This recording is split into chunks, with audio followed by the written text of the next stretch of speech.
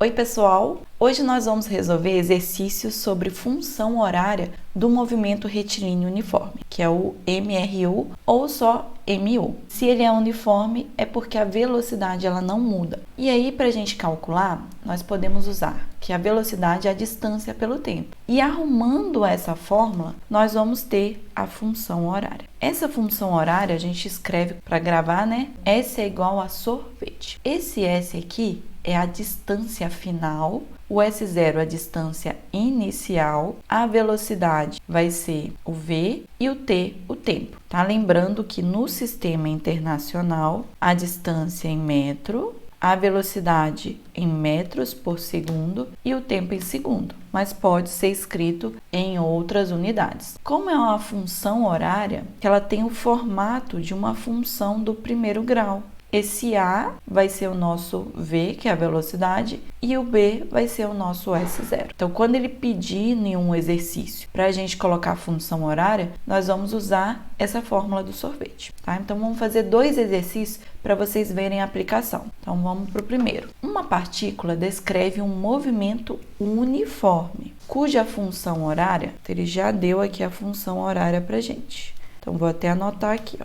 S igual menos 2 mais 5t, com S em metros e o t em segundos. Nesse caso, podemos afirmar que a velocidade escalar da partícula é. Então, gente, como é uma função do primeiro grau e a gente usa aquela fórmula do sorvete, é só você copiar a fórmula aqui, ó.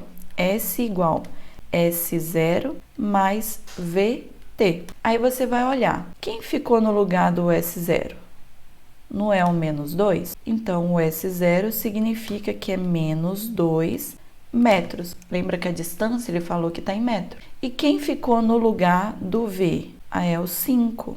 Então, a velocidade vai ser 5 metros por segundo. Metros por segundo porque se a distância está em metro e o tempo em segundo, então a velocidade é 5 metros por segundo. Já temos o dado da velocidade. A velocidade vai ser 5. Então, a gente já elimina a letra A, a letra B e a letra E.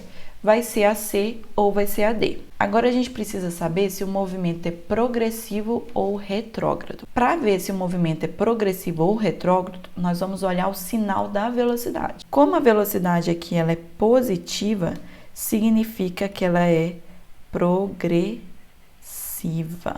Está indo no sentido positivo. Então, nossa resposta vai ser a letra C. Para ser retrógrado, é porque a velocidade é negativa. Significa que ela está voltando.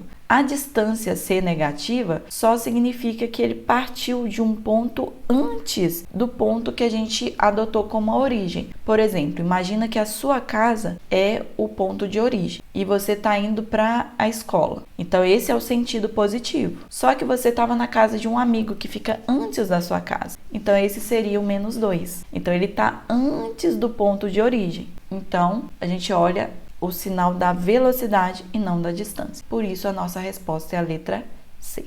Vamos fazer mais um. A figura mostra a posição de um móvel em movimento uniforme, no tempo zero. Sendo 5 metros por segundo o módulo da sua velocidade escalar, pede-se. Então, letra A. A função horária dos espaços. Gente, sempre que o movimento for uniforme, então nós vamos usar a fórmula do sorvete quando ele pedir função horária, tá? Lembra que o S é a distância final, o S0 é a inicial, o V é a velocidade e o T é o tempo. Então, nós vamos colocar função horária, a gente não substitui o S nem o T. Então, deixa S. O S0 é a distância inicial, então é de onde ele saiu. Nós vamos olhar na figura aqui, ó. Ele saiu no 30, então 30.